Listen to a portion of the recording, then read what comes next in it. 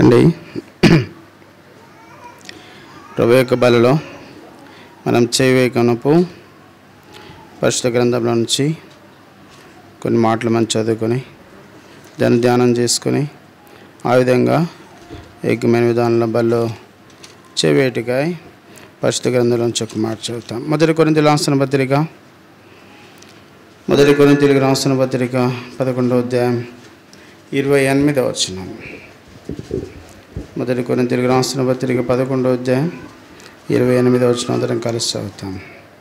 కాబట్టి ప్రతి మనుషుడు తను పరీక్షించుకునేవలను, అలాగ చేసి ఆ రొట్టెను తిని ఆ పాత్రలనుది త్రాగవలను. లూకా సువార్త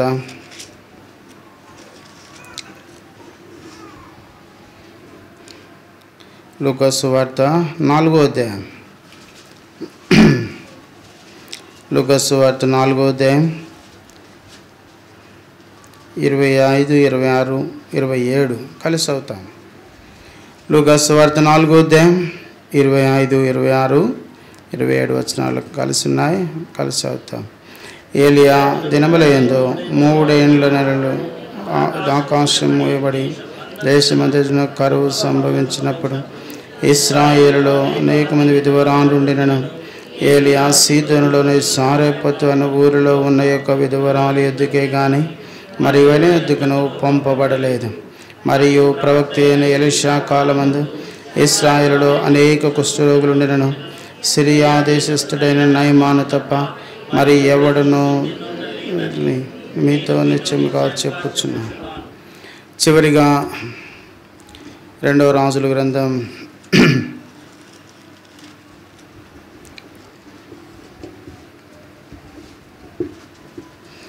2వ అధ్యాయం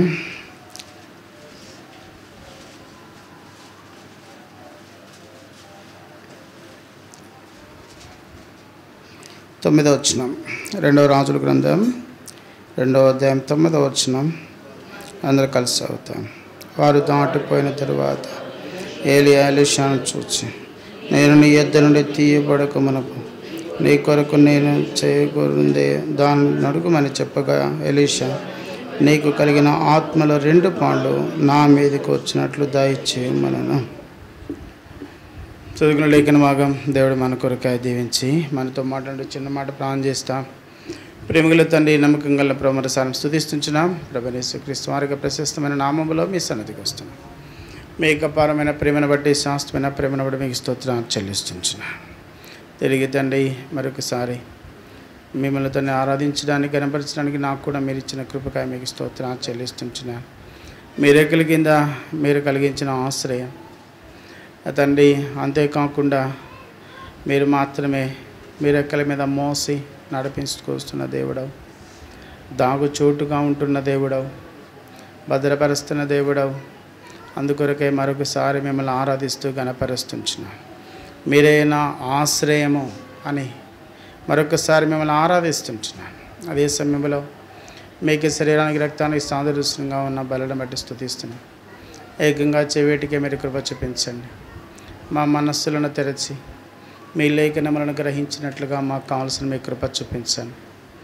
మరొకసారి మీరు జ్ఞాపకం చేసుకోండి. ఇచ్చిన సమయానికై మరొకసారి మిమ్మల్ని స్తుతిస్తూ, అంతేకాకుండా మీకు అమూల్యమైన రక్త ప్రోక్షణ తీసుకొని వస్తూ నా మాటలను మీరు లయపరచి, నా స్వయాన్ని లయపరచి, నా స్వంతాన్ని ఏమాత్రము లేకుండా మీరు మాత్రమే మాతో మాట్లాడుతూ, మీరు మాత్రమే కనబడడానికి మీరే మీ కృప చూపించవలసిందిగా ప్రార్థిస్తాం. ఇచ్చిన సమయానికే మరొకసారి మిమ్మల్ని స్తుతిస్తూ, ఆరాధిస్తూ, కనపరుస్తూ యేసుక్రీస్తు వారికి ప్రశస్తమైన నామములో ప్రార్థించి వేడుకొంచున్నాము తండ్రి.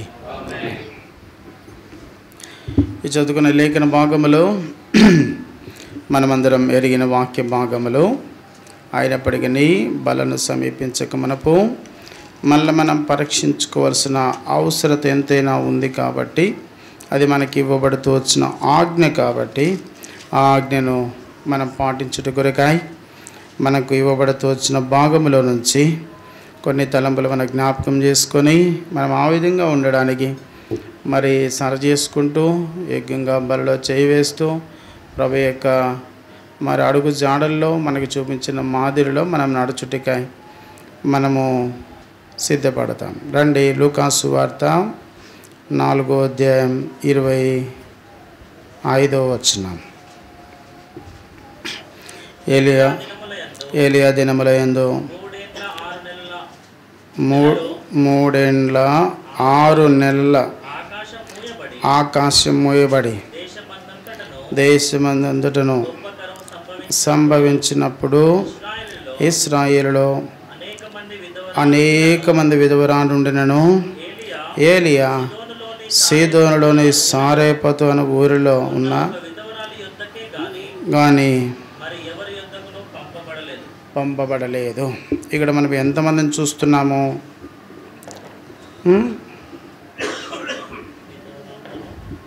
ఇక్కడ ఎంతమందిని చూస్తున్నాం? ఏలియా ఉన్నాడు, విధవరాలు ఉంది, మూడవది సారేపతు ఊరు, మూడవది పంపబడలేదు. అంటే ఎవరో ఏం చేశారు? పంపించారు. ఎవరు పంపించారు? దేవుడు పంపించాడు.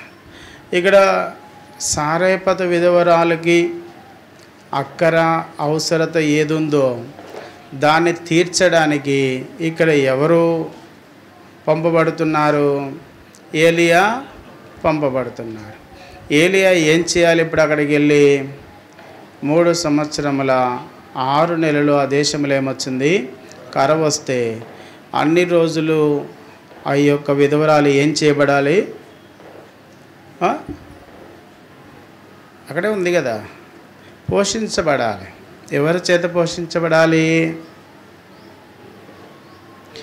ఎవరి చేత పోషించబడాలి? ఏలియా చేతన? ఏలియాని ఎందుకు పంపించారు? అంతా ఆ వచనంలోనే ఉంది, మనం ఎక్కడేం వెళ్ళే పడలేదు. ఏ సారేపతు విధవరాల దగ్గరికి పంపబడ్డాడు. పంపబడిన ఆయన ఆమె అక్కర తీర్చడానికి అక్కడ ఏం చేశాడు? ఆయన ఏమని చేశాడా? ఆయన ఏం చేయలే. రండి చూద్దాం. మొదటి రాజుల గ్రంథం. వ్యక్తి యొక్క వ్యక్తిత్వం ఎలా ఉంటుందో, దేవుని యొక్క జౌక్యం ఎలా ఉంటుందో, వారిద్దరి మధ్య జరుగుతున్న విధి విధానాలు ఏంటో ఇక్కడ ఒక చూస్తాం. మొదటి రాజుల గ్రంథం 17వ అధ్యాయం.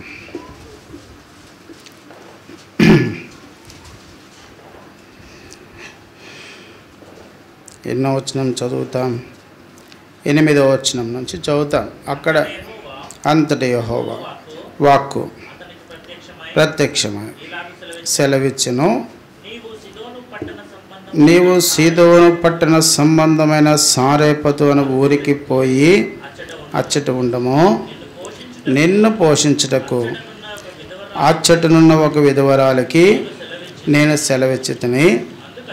అందుకు అతడు లేచి సారేపతునకు పోయి రాగా చూచి పిలిచి వేడుకొనెను.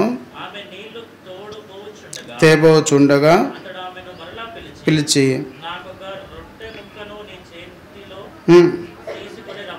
చెప్పాను. అందుకామె ఇక్కడ నుంచి జాగ్రత్త గమనించాను. నీ దేవుడైన యెహోవా జీవము తోడు తొట్టిలో పట్టెడు పిండియు నూనెయు నా యొద్ద నున్నవే గాని అప్పం ఒకటైన లేదు. మేము చావకు మునుపు నేను ఇంటికి పోయి వాటిని నాకును నా బిడ్డకును సిద్ధము చేసుకొనవలనని కొన్ని పుల్లలు ఏరుటకై వచ్చి తిననెను. అప్పుడు ఏలియా ఆమెతో ఇట్టెనను, భయపడవద్దు, పోయి నీవు చెప్పినట్లు చేయము. అయితే అందులో నాకొక అప్పము మొదట చేసి నా ఎదుగు తీసుకుని రమ్ము. తరువాత నీకును నీ బిడ్డకు అప్పములో చేసుకునము.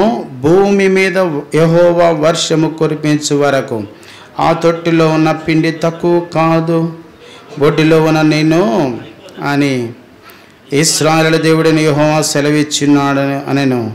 అంతటా ఆమె వెళ్ళి ఏలియా చెప్పిన మాట చొప్పున అతడును ఆమెయు ఆమె ఇంటి వారును అనేక దినముల భోజనము చేయొచ్చు వచ్చారు. ఇక్కడ చదువుకుని ఈ భాగంలో ఒకదానికి ఏం లేదు, సంబంధం లేదు. దేవుడు ఏలియాకి నిన్ను పోషించడానికి ఎక్కడ పొమ్మని చెప్తున్నాడో ఊరికి పొమ్మని చెప్పాడు.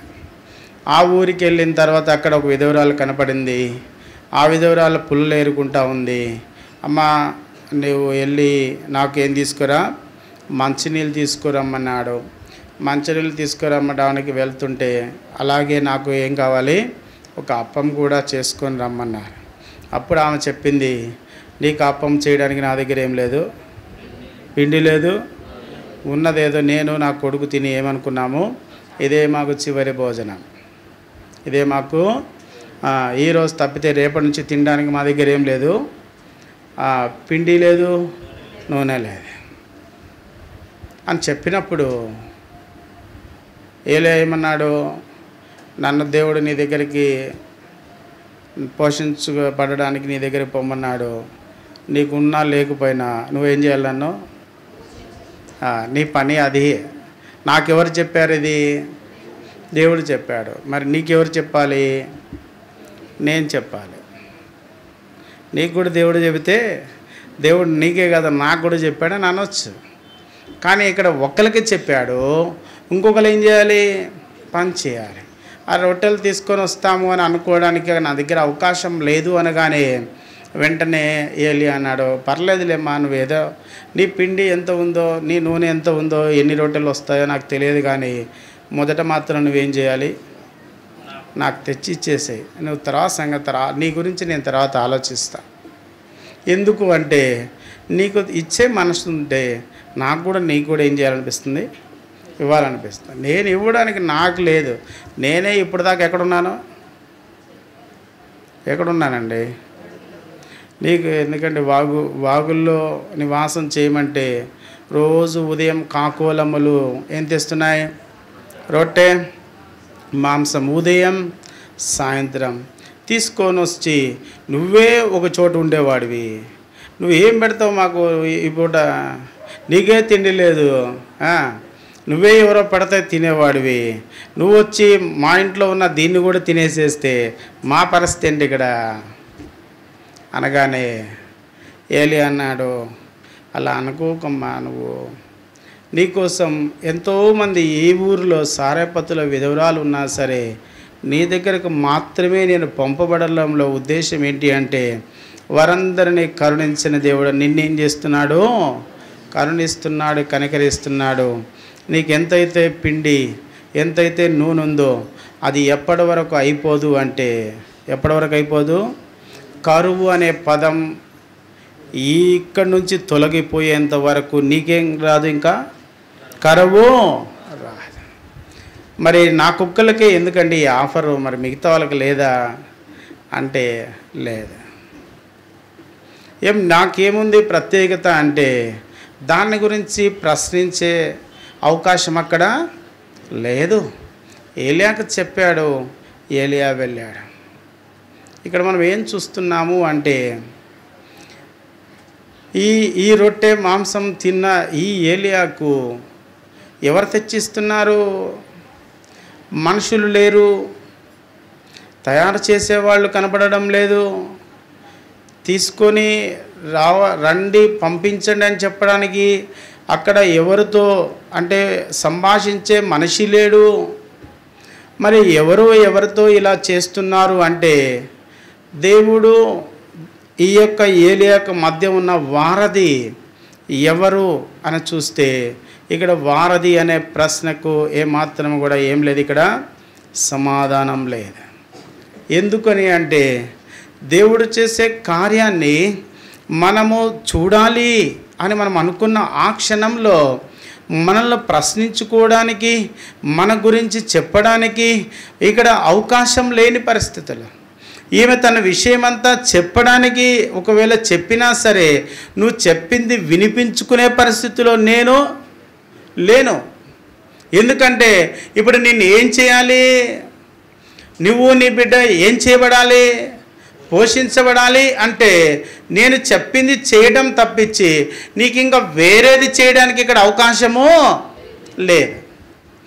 నీకు దీంతో పాటు ఇక 4 కుండలు, దీంతో పాటు 4 బుడ్డీలు తీసుకొని అలా ఏమన్నా అంటే అలా కూడా అవకాశం లేదు. ఈ దినం నీకు రొట్టె చేసుకోవడానికి లేకపోతే నీకు ఆ నూనె ఎంతవరకు కావాలో అంతే ఉంటాయి, కానీ నువ్వు ఎంతైతే ఈ దినం చేపెట్టడానికి నీ దగ్గర ఉందో అంతే ఉంటుంది, కానీ అంతకు మించి దాంట్లో పొంగి పొరలడానికి అవకాశము లేదు.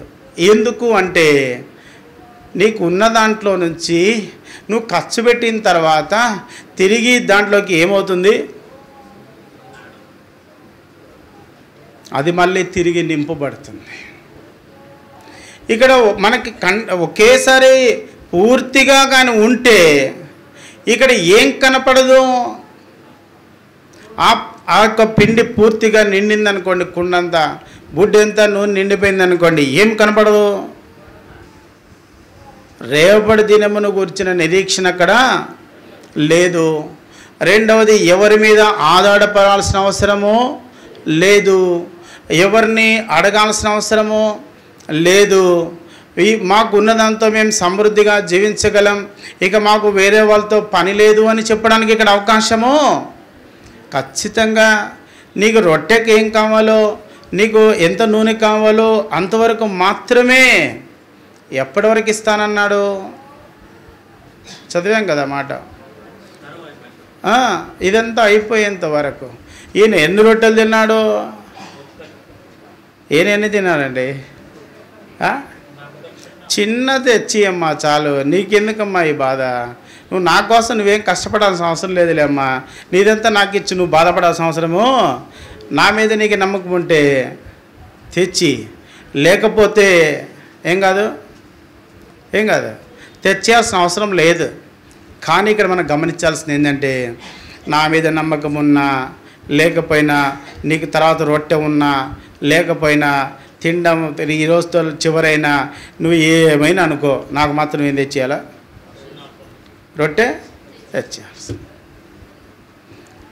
ఈ మొదటి స్థానం ఏదైతే ఉందో అది ఎవరికి ఇవ్వబడుతూ వస్తుంది?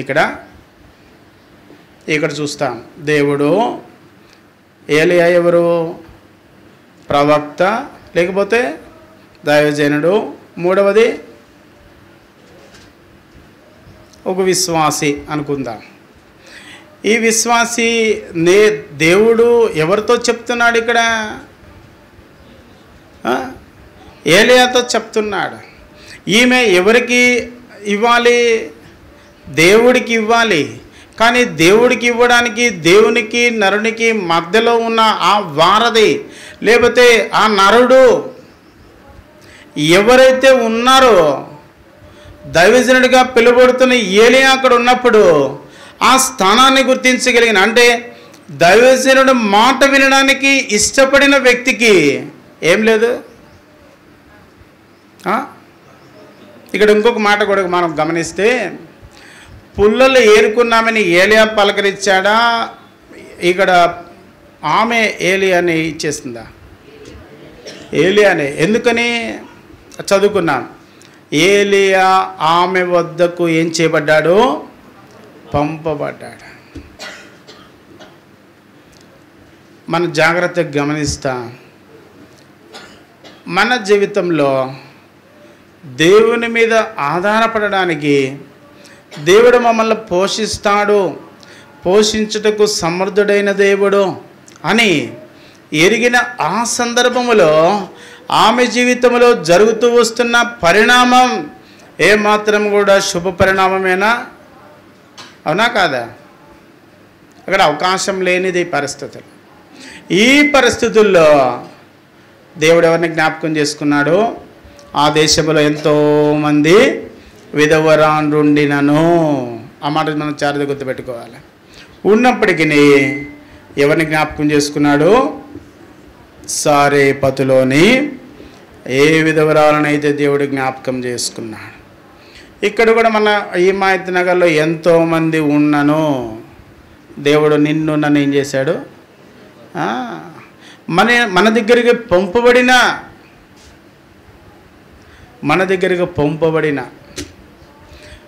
ఏ ఆమె దగ్గరికి, ఆ విధవరాల దగ్గరికి పంపబడిన, మన దగ్గరికి పంపబడిన ఎవరు పంపిస్తున్నారో? దేవుడు పంపిస్తున్నారు. మరి పంపించిన వ్యక్తిని పరామర్శించవలసిన బాధ్యత ఎవరిది? ఎవరండి? వాడు చూసుకుంటాడు, వీడు చూసుకుంటాడు, ఆమె చూసుకుంటుంది, ఆయన చూసుకున్నాను కూడా. ఎవరైనా చూసుకోవాలి? ఎవరంటే చూసుకోవాలి?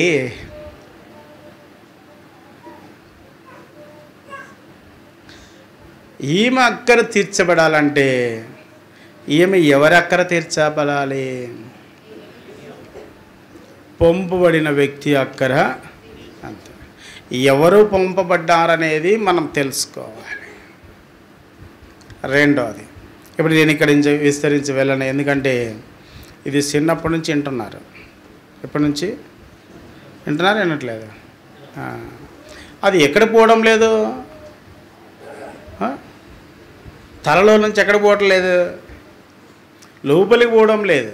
ఎందుకు పోవడం లేదంటే అన్నీ మన తలలో పెట్టుకోవడానికి మనకేం లేదు లేదా? అన్నీ ఉన్నాయి, ఊళ్ళో వాళ్ళన్నీ ఉన్నాయి మన దగ్గర. ఏమి లేవా? ఎవరు కనబడితే వాళ్ళ సెట్టా తీస్తాం బయటికి, తీయట్లేదా? లేవా? ఏంటి మన దగ్గర ఉన్నాయా లేవా? ఆ చిట్టాలన్నీ ఉన్నాయి మన దగ్గర. ఆ చిట్టాలు ఉండటం వల్ల ఏ చిట్టా పోవటం లేదు, ఈ చిట్టా పోవటం లేదు. ఎందుకంటే స్టోరేజ్ ఏమైంది? స్టోరేజ్ అన్నెసరీ డేటాతో ఫుల్ అయిపోయింది. కాబట్టి నెససరీ డేటా కావాలంటే అన్నెసరీ డేటాని ఏం చేయాలి? మనం డిలీట్ చేయాలి. ఎప్పుడు జరుగుతుంది అది? ఎప్పుడు జరుగుతుందండి? ఇప్పుడు నెససరీ డేటా మనకు అవసరం అనుకుంటే అన్నెసరీ డేటా ఏమవుద్ది? డిలీట్ మనం చేయాలి. అది అవ్వదు. అదేం అడుగుద్ది?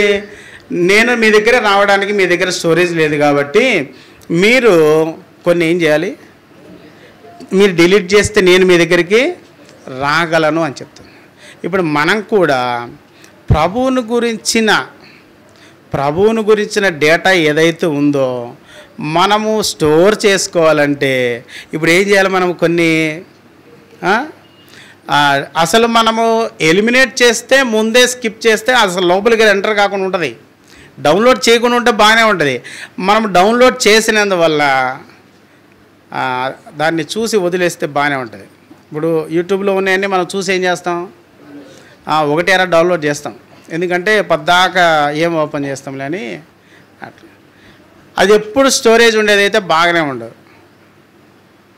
మన జీవితంలో ఏలియాను దేవుడు పోషించడానికి ఎన్ని మార్గాలు ఉన్నప్పటికీ డబ్బులున్న వాళ్ళ ఇళ్ళకు పంపించడం లేదు. అవునా? అంతేనా? ఉన్నాయా? మహారాజా ఎవరి దగ్గర పంపించట్లేదు. ఎవరి దగ్గర పంపిస్తున్నారు? ఒకే ఒక పూటకున్న ఆమె దగ్గరికి పంపించాడు. అదేందండి ఇది? న్యాయమా అన్యాయమా? అదేంటంటే బాగుండ ఉన్న వాళ్ళని వదిలిపెట్టి మా ఇంటికి వచ్చి కూర్చుంటే. ఒకరోజు నేను అన్న సేవకుడితోటి ఒక ఇంటికి వెళ్ళా. ఆమెకి ఇల్లు లేదులేండి. ఆమె ఎవరు అంటే ఒక కుష్ఠరోగి. ఆ మందిరానికి వస్తుంది, నమ్మకంగా వస్తుంది. ఆమె 2 చేతులు లేవు ఆమెకి. ఒక చోట నివాసం ఉంటుంది. ఆమెను పరామర్శించడానికి, ప్రాణం చేయడానికి అన్న నేను ఇద్దరం వెళ్ళా. అన్న ఏం చేశాడంటే ఇక్కడ దాకా వచ్చాం కదా అని చెప్పి ఆమెకి ఒక 20 రూపాయలు ఇచ్చాడు. నేను ఎదురుగా ఇస్తే ఆమె 100 రూపాయలు ఇచ్చింది అన్నకి. ఎంత ఇచ్చింది? ఈయన ఎంత ఇచ్చాడు? పాపం ఆమె ఏదో బేదాము కదా అని చెప్పి ఇచ్చాడు. ఆమె 100 ఇవ్వగానే ఇప్పుడు ఏం చేయాలన్నా ఆయనకి అసలు ఏం అర్థం కాల. మేము కొద్దిసేపు ఆలోచించిన తర్వాత మనం ఏం చేయదలుచుకున్నామో అది మనం చేసేసాం. ఆమె ఏం చేయదలుచుకుందో అది ఆమె చేసింది. మాకు ఆయనకి ఏం లేదు, సంబంధం లేదు. ఎవరి పని వాళ్ళదే. మనం ఆదరించాలనుకున్న వ్యక్తి మనల్ని ఏం చేస్తుంది?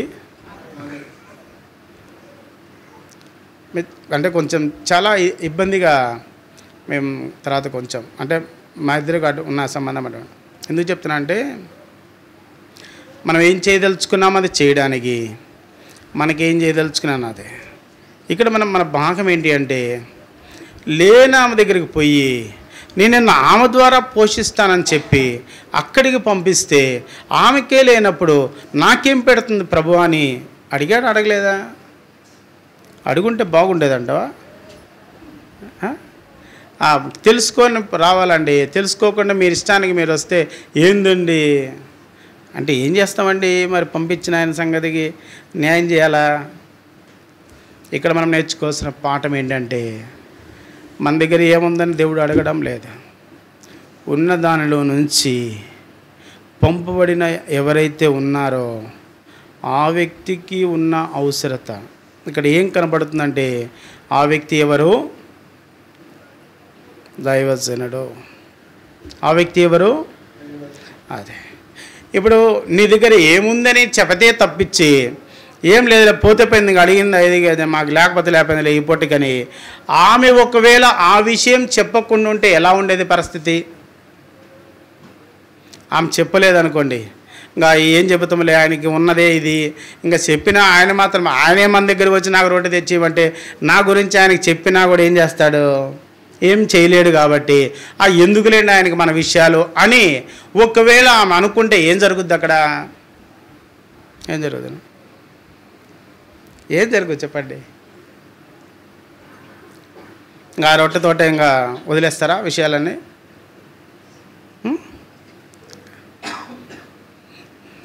దేవుడే చెప్పి పంపించాడు అక్కడ ఏం జరగబోతుందో. ఇప్పుడు చెప్పి పంపించిన దేవుడు ఏ వ్యక్తి ద్వారా ఏం చెప్పాలో ఆ విషయం చెప్పాలి అంటే ఉన్న పరిస్థితి ఆ పంపబడిన వ్యక్తికి ఏం చేయాలి? ఖచ్చితంగా చెప్పాలి. చెబితే అప్పుడు ఆయన చెబుతాడు అక్కడ ఏం చెయ్యాలో, ఏం చేస్తే ఏం జరగబోతుందో. దేవుని దగ్గర నుంచి దైవజనుడు పంపించిన తర్వాత పంపబడిన ఆ దైవజనుడు ఎవరైతే ఉన్నారో ఒక 3 సంవత్సరాల 6 నెలలు పోషించబడడానికి ఎన్ని కేజీలు పిండేది? ఎన్ని కేజీలు పిండండి? అంతే పిండండి, అంతే నూనె. ఎన్ని సంవత్సరాలు పోషించబడింది? ఈ పూట వచ్చింది పిండి. సాయంత్రం పరిస్థితి ఏంటి అంటే చేయి పెడితే తప్పితే దాంట్లో ఏముండదు. మధ్యలో చేయి పెడితే పిండి ఉండదు. ఎప్పుడు ఉంటుంది? చేసుకునేటప్పుడే చేయి పెట్టాలి. అర్థమైందా? రెండవది, మరి ఈమె వేరే వాళ్ళు ఎవరన్నా వస్తే వాళ్ళకి పెట్టగలదా? అది ఉందా? అవకాశం ఉందా లేదా? కొంచెం లోపలికి వెళితే చేయి పెట్టిన ప్రతిసారి వాళ్ళకి ఎన్ని అవసరమో అన్ని రొట్టెలు అంతలోనే వాడుకొని వాళ్ళు పోషించబడడానికి ఎన్ని రొట్టెలు సహాయపడ్డాయి? ఒక చిన్న ఆప. ఇది ఆ విధవరాలు జీవితంలో ఆ దైవజనుడి మీద కలిగి ఉన్న ఆ ప్రేమ, అనురాగం, మమకారం ఏదైతే ఉందో అది ఎవరి ద్వారా చూపించబడుతూ వచ్చిందో ఆ వ్యక్తి జీవితంలో ఒకేసారి 3.5 సంవత్సరానికి సరిపడిన రొట్టె పిండి ఇవ్వలేదు, నూనె కూడా ఒకేసారి ఇవ్వబడలేదు. అది గుర్తుపెట్టుకోండి. అంటే దినదినం ఎప్పటి అవసరం అప్పుడే తీర్చబడుతుంది, కానీ దెర్ ఈజ్ నో బ్యాలెన్స్. ఏం లేదు ఇక్కడ, లేదు. సరే, అదే ఆ భాగాన్ని అంతలో ఆపుతాం. రెండవది, నయమాను కుష్ఠరోగం ఉంటే ఎలీషా దగ్గరికి ఎవరు వచ్చారు?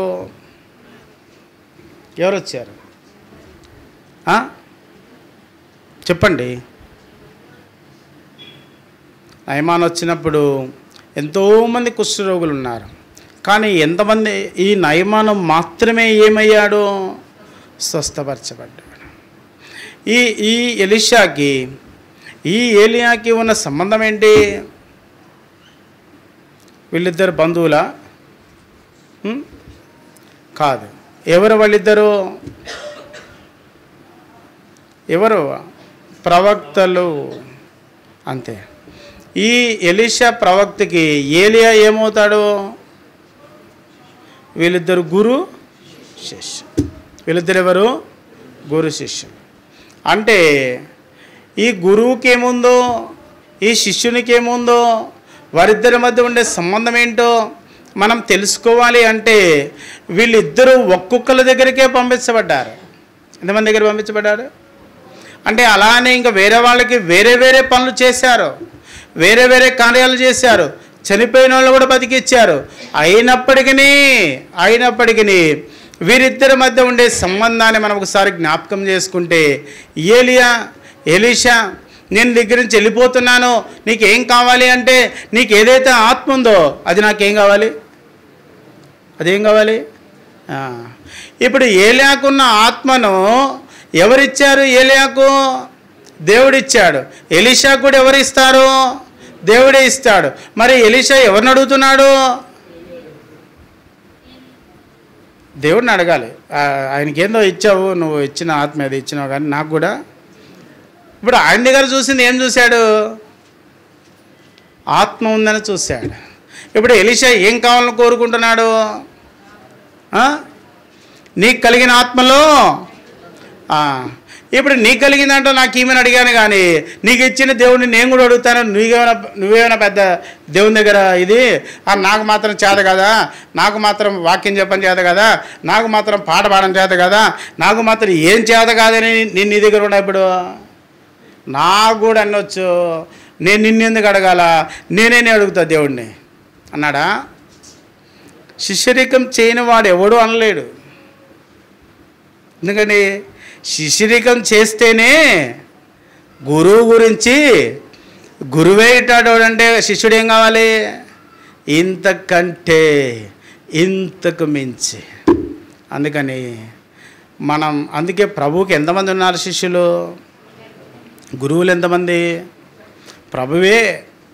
వాళ్ళకు గురువు ప్రభువే, మనకు కూడా అదివే అనా అని చెప్పి మనం నేరుగా వెళ్తానికి అక్కడ ఏం లేదు, అవకాశము లేదు. అదే మనకు తెలియట్లేదు. నేను కూడా ప్రార్థన చేస్తాను, ఏం చేస్తుండ్రు? చెయ్యి వద్దు. ఎవరు వద్దండ్రు? నిన్ను ఎవరు వద్దన్నారు? నన్ను ఎవరు వద్దంటున్నారు? మనల్ని ఎవ్వరు ఏమనరు. ఎందుకంటే మనము శిష్యరికం చేయడం తెలియదు కాబట్టి గురువు దగ్గర ఎలా ఉండడమో తెలియదు. సో గురువుల గురించి మనకు తెలియదంటే మనం శిష్యులుగా కూడా పనికి ఎప్పుడు పనికి వస్తాం? మరి మనం నేర్చుకుంది ఇది ఒక్కటే. ఏంటిది అది? శిష్యరికం. ఏం నేర్చుకోవాలి? ఎవరి దగ్గర నేర్చుకోవాలి? గురువు దగ్గర నేర్చుకోవాలి. వాళ్ళు కూడా అన్నారు రబ్బుని అంటే ఎవరు? బోధకుడా. బోధకుడు అంటే మాస్టర్. అందరికి గురువు ఆయనే. కానీ ఆ గురువు దగ్గర నేర్చుకోవాలంటే ముందు ఇక్కడున్న గురువులను ఏం చేయాలి? కొన్ని గుళ్ళల్లో, మన గుళ్ళల్లో ఉన్నారు గురువులు, తెలుసా మీకు? గురువులు కాదు, గురువులు ఉన్నారు లేదా? పెద్ద గురువు, చిన్న గురువు, మధ్యలో గురువు, తెలుసునా? గురు మండలి అంటే తెలుసా మీకు? అది కూడా తెలీదా? సరే, తర్వాత అడిగి తెలుసుకోండి, మనకు సమయం కాదు కాబట్టి. ఇప్పుడు గురువు, ఇప్పుడు శిష్యుడు. మనకు గురువు ఎవరు ఇక్కడ? దేవుడు అందరికి గురువు అండి. మరి మన గురువు ఎవరు ఇక్కడ? దేవుడి గురించి వదిలేయండి కొంతసేపు. ఎందుకంటే మనం దేవుడి మీద చెప్పి అందరిని వదిలేసి మన పాటికి మనం తిరుగుతామంటే దేవుడు మనల్ని ఏదో చేయబట్టి తెలిపిస్తున్నట్టేనా? పిల్లవాడికి ఎవరు నడిపించాలి? తల్లి లేకపోతే తండ్రి. లేకపోతే నడిపించగలిగిన వ్యక్తికి ఎవరైనా నడిపించవచ్చు. ఆ నడిపించే వ్యక్తికి నడిపించబడాల్సిన వ్యక్తి బాధ్యత అప్పగించాలి. ఏమని? నీకెందుకు రా ఈడుతోటి అన్నారు అనుకో, ఏం చెప్పాలా? రాత్రి మనం అజీజ్ నగర్ వెళ్ళాం. పిల్లోల్ని ఎట్టికి వదిలేసినారు. అందరూ ఏం చేశారు? వాళ్ళు ఎట్టబడితే అటు తిరుగుతున్నారు. నాకు భలే కోపం. ఏమైనా అనుకోండి, తల్లిదండ్రులేమో భక్తులు, పిల్లలు ఏం చేస్తున్నారండి? వాడు ఆడ వదిలేసేసి వాడు తిరిగినట్టే ఉన్నాడు. వాడిని పట్టించుకోకుండా దేవా తండ్రి అని చెప్పి ఆ గంటకు ఏమొస్తుందండి మనకి? వస్తుంది ఏమన్నా? ఏమి రాదు. పిల్లల దగ్గర కూర్చోబెట్టుకోవడానికి తల్లిదండ్రులకి ఏమి లేదు.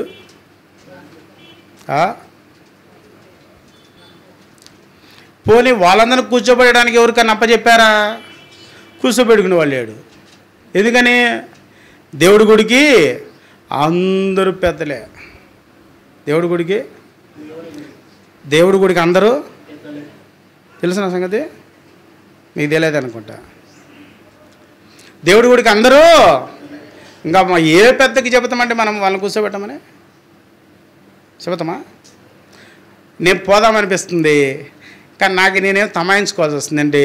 ఊరు మంది కాదు, మన మీద చుట్టం సొప్పుకు వచ్చినాం, మన పని మీద నీకు ఎందుకు రైటాడు పనులు అంటారేమో.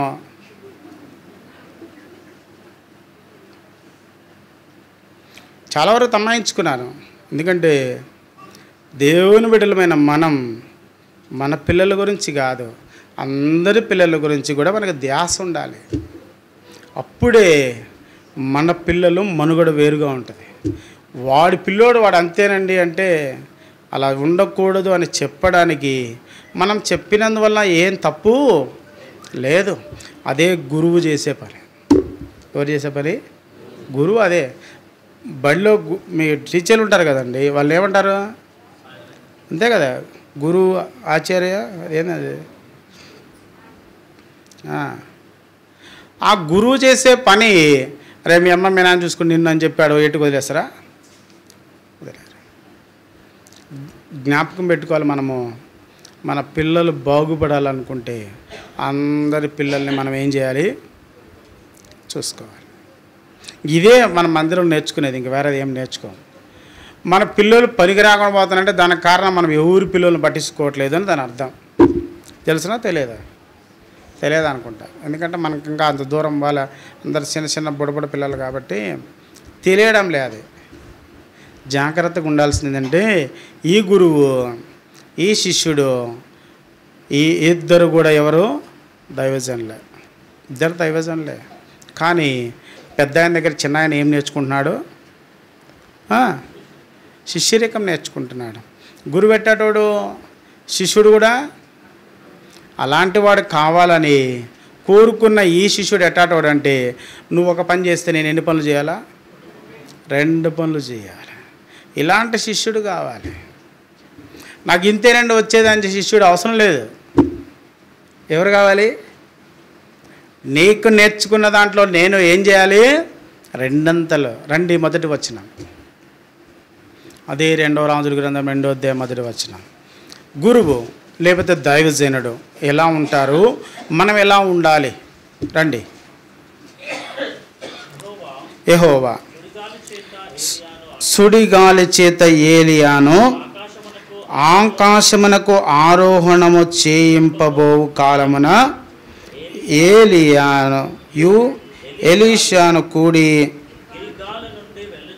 వెళ్ళుచుండగా ఏలియా కనుక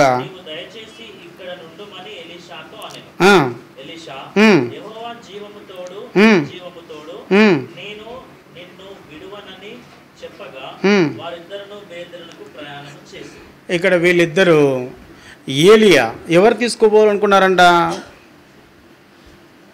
ఏలియాని ఎవరు తీసుకెళ్ళదలుచుకున్నారు?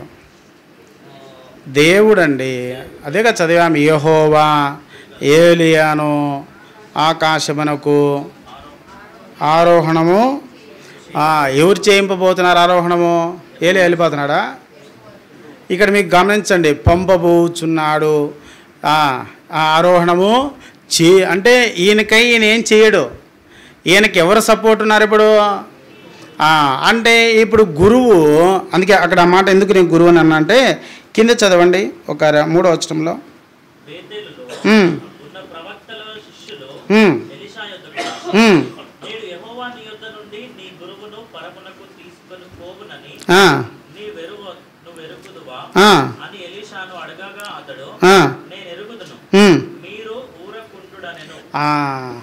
ఇప్పుడు గురువు అనే పదం వచ్చింది అక్కడ. ఇప్పుడు గురువు అయితే ఈయనెవరు? నేను వెళ్దాం అనుకుంటున్నాను గిల్గాల్ నుంచి బయలుదేరి ఎక్కడికి? బేతేలుకి. నువ్వు ఎక్కడ ఉండు? ఇక్కడే గిల్గాల్లో ఉండు, నేను వెళ్తాను అని అన్నాడు. ఈయన వెంటనే ఏమన్నాడు? నువ్వు వదిలిపెట్టాలని నీకు ఉందేమో కానీ నేను నిన్ను వదిలిపెట్టాలని నాకు నువ్వెందుకు నా ఎంట పడ్డావు?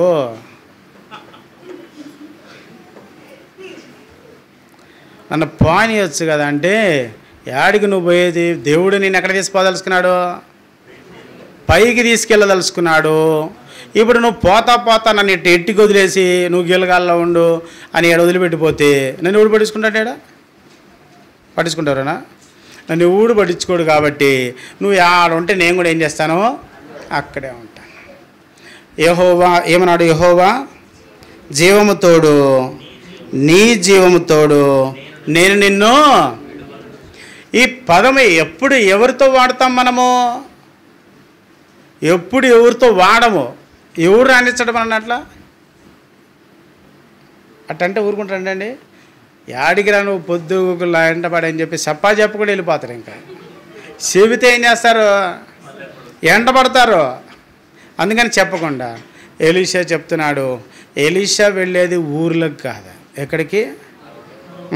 ఏలియా క్షమించండి. ఏలియా ఎక్కడికి వెళ్తున్నాడు? దేవుడు తీసుకెళ్ళడానికి సిద్ధపడ్డాడు. ఈ సిద్ధపడిన తర్వాత ఒక శిష్యుడు దొరికాడు.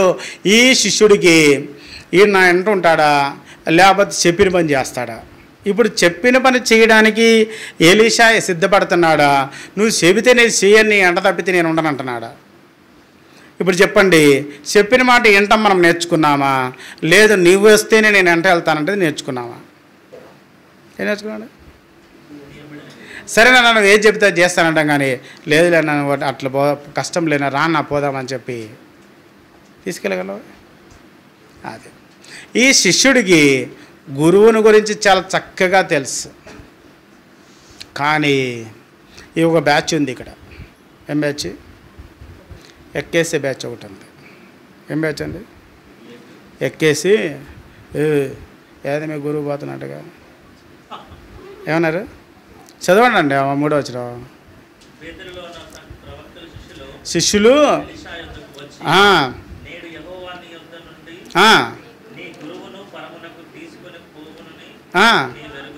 ఎరుగుదువా అడుగుగా అతడు నేను ఎరుగుదును. మా ఇద్దరితో మీకేం పని ఉంటుంది అసలు? చెప్పింది ఆయన ఏమని? నేను వెళ్తున్నానండి. ఇప్పుడు నేను చెప్పాలా ఏమని? వస్తే వస్తాను, రాకపోతే రాను, అట్లా కుదరదు, ఏదైనా నేను చెప్పుకోవాలా? మీరు కేవలం చెప్పింది వినటం వరకే. మీకెందుకంటే మేమేం చేసుకుంటే అంతే కదా వాళ్ళ ఉద్దేశం. వీళ్ళు కూడా ఎవరు? వీళ్ళు ఎవరండి? ప్రవక్తలా? వీళ్ళు శిష్యులే. కానీ శిష్యరికానికి భిన్నంగా ఉన్నారు వీళ్ళు. ఎలా ఉన్నారు అంటే ఈ బ్యాచ్ ఏంటంటే వీళ్ళిద్దరి మధ్య ఏం చేయాలి ఇప్పుడు? కార్ చిచ్చు అండి, ఇది మామూలు చిచ్చు కూడా కాదు, తగలబడిపోవాలి ఇంక అంతే. ఇంకా వాళ్ళిద్దరి మధ్య పెడితే అగ్గి, మనం కూడా చెప్తుండే కదా, పచ్చి గడ్డేస్తే ఏమవుతుందంట, ఎందుకంటదో. వీళ్ళిద్దరి మధ్య కూర్చొని వీళ్ళకేం పని లేదు పాపం. ఎవరికి? అందుకే ఆయన వాళ్ళ దగ్గరకు వచ్చి మధ్యలో కూర్చొని ఏమండి మీ గురువు గారు ఇలా అంట కదా అంటే ఎలీషా ఏమన్నాడు? నిజంగా మీకు తెలుసునో తెలియదు కానీ ఆయన గురించి నాకు తెలుసు బాగా, ఇట్టోడు కాబట్టే కదా నన్ను ఇక్కడ ఉండమంటుంది అన్నాడా?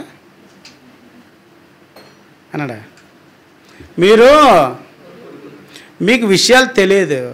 నీకు 200 ఆత్మలు పొందాను అనుకుంది నేను. ఎవరిని? నేను.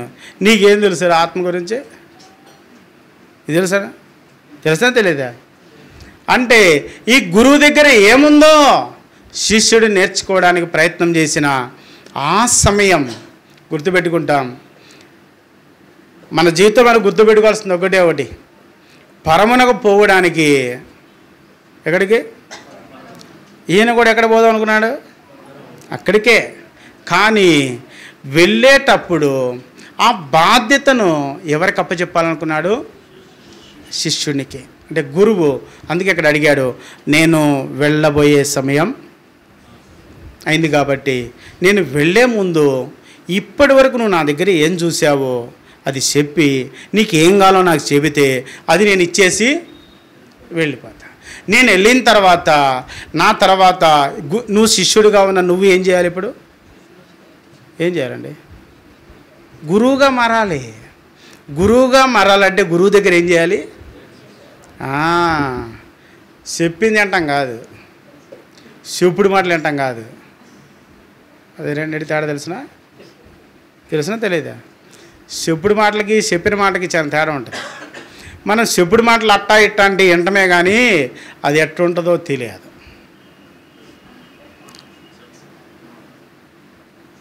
ఒకరోజు ఒక అక్క ఫోన్ చేసింది,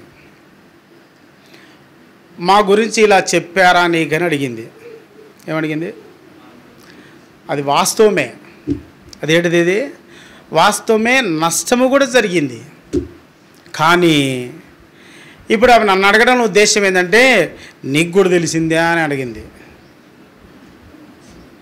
అర్థమైంది చెప్పేది? నీకు కూడా తెలిసిందా అన్నట్టుగా అడిగింది. ఎందుకు అడిగిందంటే వాళ్ళకి నష్టం చేసిన నా దగ్గరికి వచ్చాడు. ఈమెకు అనుమానం వచ్చింది. రావడంలో తప్పు లేదు. నాకు ఫోన్ చేసి అడిగితే నేను చెప్పిన మీ మధ్య ఏం జరిగిందో నాకు తెలియదు. ఆయన చెప్పినా నువ్వు చెప్పేది ఏదో తెలియదు. నీ మీద ఆయన మీద నువ్వు చెప్పినా అది నాకు తెలియదు. నేనేం చేయలేదంటే ఇద్దరిది చూడలే, మీరిద్దరు చెప్పేది నేను చూడలేదు. కాబట్టి దయచేసి మీ పర్సనల్ మ్యాటర్లో నేను ఇన్వాల్వ్ అవ్వదలుచుకోలేదు. అదే గుడిదేనండి, ఒంటికాల మీద లెగిస్తా. అదే ఇళ్లలో అనుకోండి, వ్యక్తిగత విషయం కానీ ఇంటి విషయాలు దయచేసి తలదూర్చను. దూర్చిన తర్వాత బయటికి దిగను. అలా అది కూడా ఉంది. దూర్చాను అనుకో, ఇది నాదే ఈ ఇల్లు అనుకుంటే మాత్రం దూరుస్తా. వాడు నన్ను తిట్టినా కొట్టినా రక్తం వచ్చినా కూడా ప్రశాంతంగా భరిస్తా. ఎందుకంటే దూర్చింది నేను కాబట్టి. అర్థమైందా? అంతకు మించి తల దూర్చను అన్న తర్వాత మరి ఈ విషయాన్ని పెద్దోళ్ళు ఉన్నారు కదా, ఒక ఆంటీకి ఫోన్ చేసి అక్క ఇట్లా అడుగుతుంది అని అన్న. ఈమె కంటే సమాధానం ఇంకా భిన్నంగా చెప్పింది. ఏమో అంటున్నారు, నేను మాత్రం చూసినంటయ్యా అందా. ఆవిడికి తెలుసు, అడిగిన ఆమెకు తెలుసు, నాకు కూడా తెలుసు విషయం. అందరికీ తెలుసు. అందరి దగ్గర అన్నీ తెలుసుకున్నా కూడా ఏమో ఆ ఒక్క మాటతో ఏమైంది? రెండోసారి ఫోన్ మామూలుగానే వస్తుంది. ఎందుకని? నా గురించి తెలియదు కాబట్టి. అర్థమైందా? తెలిసినా తెలియకపోయినా మనకి ఇక్కడ ఊరు ఏమి ఇవ్వాల, ఏమీ లే. తీర్పు తీర్చే అవకాశం ఎవరికి ఇవ్వాల. మనకి ఎందుకండి? గుడి అంటే గుడిలాగానే ఉండాలా, బడి అంటే ఇల్లు అంటే ఇల్లులాగానే ఉండాలి. ఎవరి ఫ్యామిలీ మ్యాటర్స్ వాళ్ళు చూసుకోవాలి. మనము అందరూ విషయాలు చెప్పగలిగిన ఇక్కడ ఏకైక వ్యక్తి ఎవరైనా ఉంటాయంటే ఎవరు? మీ గురువే. ఎవరు? మీ గురువే. మీ గురువుకు మీరు అందరు చెప్పాలి. అర్థమైందా? అది చెప్పడం నేర్చుకుంటే అప్పుడు మనం శిష్యరికం చేయడం కుదురుద్ది. అర్థమైందా? మనమే దాపెట్టుకొని బతుకుతామంటే ఎవరి దగ్గరండి గురువుగా మనం బతికేది? మీ గురువు ఎవరు ఇక్కడ? నేను దైవజనుడు అని అంటారేమని అనుకున్నా, పేరే చెప్పేసి నేరుగా. ఆ స్థానం ఏదైతే మనం గుర్తిస్తామో, ఎలీషా గుర్తించిన కారణాన ఎలీషాకి ఏమొచ్చిందండి? రెండంతలా ఆత్మ వచ్చింది. నీకేముందో అది నేను చూసా. ఇప్పుడు నీకేముందో అది నాకేమి ఇవ్వాలి? ఇప్పుడు ఇస్తే నీకంటే నేను గొప్పగా ఏం చేయగలను? నన్ను ఎవరు అడిగినా నా గురువు వల్ల నాకేమొచ్చింది? దైవజనుడి స్థానాన్ని గుర్తించిన సారేపత విధవరాలు దైవజనుడైన ఎలీషాను గుర్తించిన నయమాను వీరిద్దరికి మాత్రమే ఒక అవకాశం ఏం దొరికింది? ఏ దైవజనులు అయితే పంపబడుతూ వచ్చారో ఆ దైవజనుల ద్వారా మేలు పొందగలుగుతూ వచ్చారు. ఇక్కడ దీని అర్థం ఏంటంటే మన దగ్గరికి మన గురువును దేవుడు ఏం చేయాలి? పంపించితే తప్పితే మనము ఆ పంపబడిన దానికి ఏం కాదు. ఏలియాను పంపబడకపోతే ఎవరి దగ్గరికి? విధవరాల దగ్గరికి. విధవరాలకి 3.5 సంవత్సరము బొచ్చులో రాయే. తెలుసా బొచ్చులో రాయి అంటే? తెలుసా తెలీదా? బొచ్చులో రాయి అంటే తెలుసా తెలీదా? ఏంటిది? లేకపోవడమే. అన్నం లేదంటే దాంట్లో ఏమన్నట్టు? రాయి ఉన్నట్టే. ఇంకా రాళ్ళు తింటారంటే ఎవరన్నా? అందుకని బొచ్చులో రాయి అంటే అన్నం లేదురా, ఇంకా నువ్వు అంతతోటి ఆగితే బాగుంటుందని అదన. ఈ విధవరాలకి దేవుడు పంపించిన దైవజనుడు గుర్తించిన గమనం ఏదైతే ఉందో ఇక్కడ 2 విషయాలు. ఒకటి పంపబడాలి, రెండోది స్వీకరించబడాలి. అది నిన్ను పంపిస్తాను నన్నేం చేయమంటావు అన్నదనుకామా? ఏమైందండి? ఇప్పుడు నీకు అయిపోయింది ఏడా వాగు దగ్గర. ఇప్పుడు ఏడకి వచ్చినావు నువ్వు? నేనేదో ఎప్పుడు తిందామంటే నానోడు కూడా తిన్నాయంటే నువ్వేం దైవజనుడా బాబు అని అన్నదా? ఏమల్లా. ఎందుకంటే దేవుడు పంపించాడు. ఇప్పుడు దైవజనులను మన దగ్గర పంపిస్తేనే మనం ఏం చేయాలి? ఇప్పుడు గురువుగా మనం స్వీకరిస్తే ఆ గురుత్వం ఏదైతే ఉందో, ఆ శిష్యరికం ఏదైతే ఉందో ఆ గురువు దగ్గర నేర్చుకోగలిగితే నలుగురికి మనము ఎలా కాగలమో గురువులం కాగలం. ఇంకా లేకపోతే మనం శిష్యరికము లేదు, గురుత్వం లేదు. అందుకని దేవుడు పంపించిన గురువు ఈ దైవజనుణ్ణి ఎలీషా ఏం చేస్తున్నాడో గమనిస్తున్నాడు. గమనించి ఇప్పుడు నిన్ను గురువు అని నేను అడుగుతున్నా కానీ నాకు తెలుసులే, కానీ నువ్వు పోయినప్పుడు నాకు చెప్పితే కాదు ఎంట తీసుకుని పోతా ఉండు. మళ్ళీ రెండోసారి ఏలియా అక్కడికి వెళ్ళిన తర్వాత మళ్ళీ చెప్పాడు, నేను ఈ ఊర్లో నీకు బాగుందేమో అనుకున్నాను, ఇక్కడ ఉన్న వాళ్ళందరూ నీకు చుట్టాలైన ఈ మధ్య, నేను మళ్ళీ ఇక్కడ నుంచి ఏం చేస్తున్నాను, మరీ ఎరుకోకు పోదామనుకుంటున్నాను బేతేల నుంచి, నువ్వు ఇక్కడే ఉండు. నువ్వేం చేస్తుండు?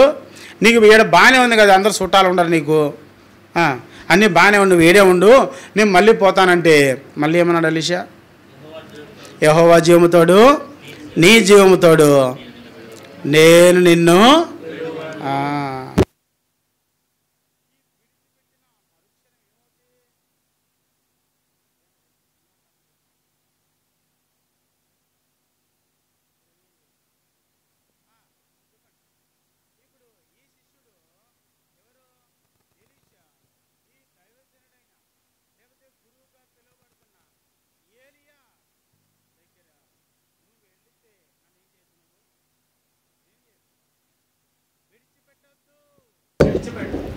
నువ్వు ఒకవేళ విడిచిపెట్టడానికి ఇష్టపడినా నేనేం చేయ నిన్ను విడిచిపెట్టను. యెహోవా జీవముతోడు నీ జీవం ఎంతవరకు అయితే ఉందో ఆ జీవం ఉన్నంత వరకు ఆ జీవముతోడు నేను నిన్ను విడిచిపెట్టను. నేను నిన్ను విడవనే. ఎందుకు అంటే నువ్వు గురువుగా ఉన్నంత కాలం నీ దగ్గర ఏ ఆత్మ అయితే నువ్వు కలిగి ఉన్నావో అదే ఆత్మలో రెండంతలు నీవు నాకు ఇచ్చేంత వరకు నేను నిన్ను విడిచిపెట్టాను. మనము కూడా మన దేవుణ్ణి ఎటువంటి పరిస్థితిలో ఉండినప్పటికీ ఏనాడు కూడా దేవుణ్ణి మనం విడిచిపెట్టకుండా, రెండవది దేవుడు పంపించిన దైవజనుని కూడా మనం ఏం చేయకూడదు, విడిచిపెట్టాడు. ఇక ఇంకొక మాట ఏంటంటే, ఆ విధవరాలు మొట్టమొదట నాకు తెచ్చిమని చెప్పంగానే ఆమె ఏం చెప్పింది, విషయం అంతా చెప్పిన తర్వాత అయినా ఏమన్నాడు ఏలి ఏమన్నాడు, నేను చెప్పండి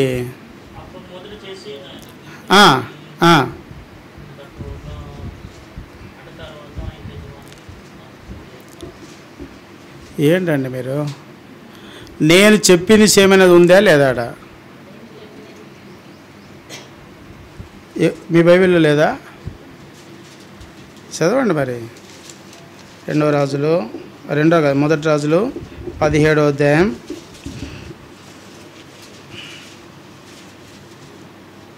13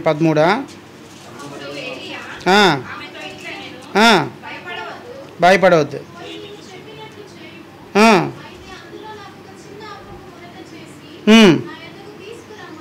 రమ్ము. ఇప్పుడు ఆమె అనాల్సింది, నీకు ఇచ్చింది అది ఏముంటుంది నా దగ్గర? ఉన్నది రొట్టెలు దేమని చెప్పి నువ్వు చెప్పి ఏముంటుంది నా దగ్గర? ఇక చేసుకోవడానికి ఏముందని నువ్వు చెప్పడం సరే, నేను వింటాం సరే అన్నదా? ఆ పుల్లలు తీసుకెళ్ళి ఆ అప్పం చేసుకొని, అందుకే నేను చెప్పినట్టు,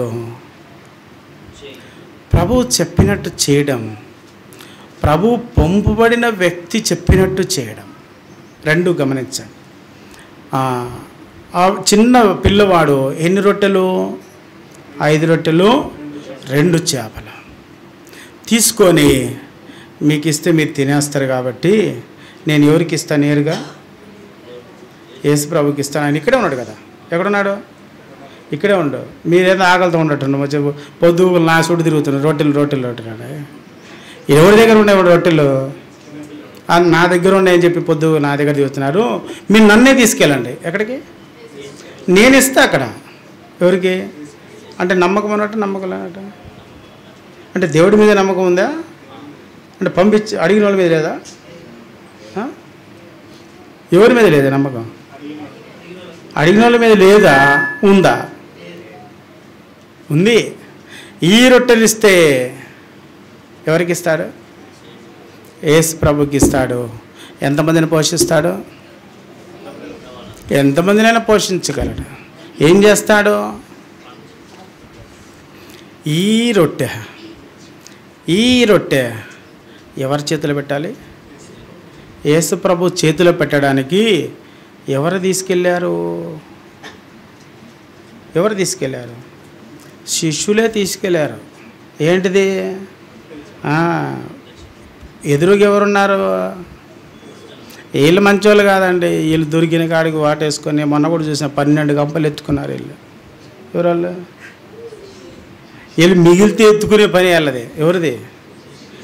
వాళ్ళు చేసే పని అదేనండి. మనం ఏం చేస్తున్నానికి? ఇప్పుడు కూడా ఇస్తే మళ్ళీ ఏం చేస్తారేమో అని ఆ పిల్లవాడు నేరుగా ఇవ్వచ్చు. ఎవరికి? ఈ పిల్లవాడి మనస్సు ఎటువంటి మనస్సు అంటే, అందరూ పోషిస్తాడు అని చెప్తే విన్నారు, కానీ ఎలా పోషించబడతాడో ఆ బిడ్డకి తెలియదు. మీరు కూడా మార్పు నొంది చిన్న బిడ్డలను ఉందా? చదవండి ఆ మాట. చిన్న బిడ్డలను ఉందా? బిడ్డలను ఉందా? ఉందా? 18వ అధ్యాయము మత్తయి సువార్త చదవండి.